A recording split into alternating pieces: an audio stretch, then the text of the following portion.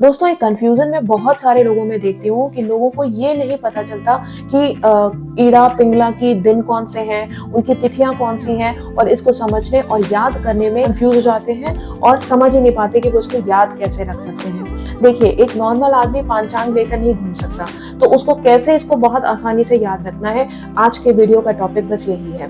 और मेरी गारंटी है, अगर आज का वीडियो आपने पूरा देख लिया तो आपको बिना याद किए हुए ये हमेशा के लिए याद हो जाएगा कि आपको किस तरह से ये देखना है कि कब कौन सा स्वर चलना है।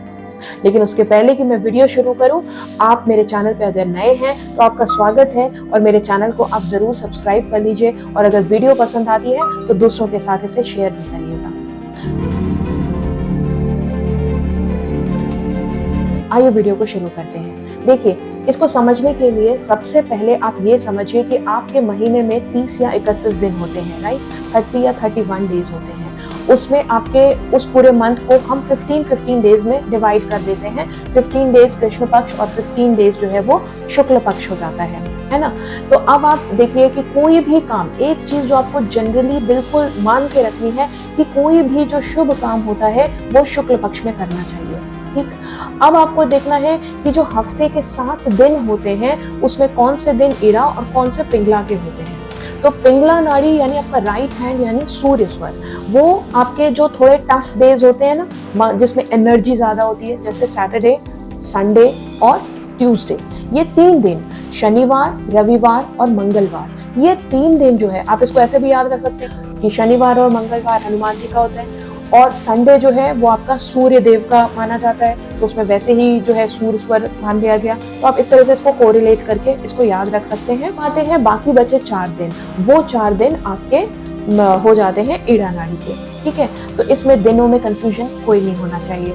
अब आता है कि आपके महीने के जो 15 दिन है उसमें कौन सी तिथि, क्योंकि उसमें 15 दिन है, उसमें भी 15 दिन है, तो भाई कैसे याद करें, बड़ा कंफ्यूजन है। तो इस कंफ्यूजन को खत्म करने के लिए मैं आपको एक ट्रिक बता रही हूँ। जो कृष्ण पक्ष है उसकी शुरुआत जो होती है वो हमेशा सूर स्वर में होनी चाहिए, पिंगला नाड़ी में होनी चाहिए, और शुक्ल पक्ष की शुरुआत हमेशा ही ईड़ा नाड़ी के साथ होनी चाहिए, यानी आपके चंद्र स्वर के साथ होनी चाहिए। अब आता है कि कितने दिन, है ना। तो इसमें आप इसको 3 डेज की एक ग्रुपिंग कर लीजिए।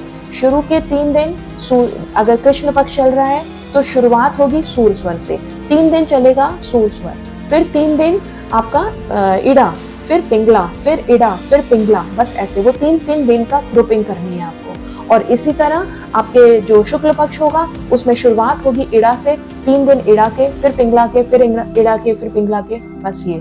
तो it is as simple as it looks. तो ये इतना आसान है, और मुझे नहीं लगता कि इसको किसी को भी याद करने के लिए किसी कैलकुलेशन या किसी और दूसरी चीज की जरूरत है। तो ये बहुत आसान है, और अगर अभी भी आप में से किसी को कोई भी कंफ्यूजन है तो कमेंट सेक्शन में अपना कमेंट डालिए, मैं जरूर बताऊंगी। इसके साथ ही अगर आपको मेरी वीडियो पसंद आई है तो प्लीज दूसरों के साथ भी शेयर कीजिए, जिससे कि ये कंफ्यूजन ज्यादा से ज्यादा दूर हो सके। आज के लिए बस इतना ही। जय श्री राम।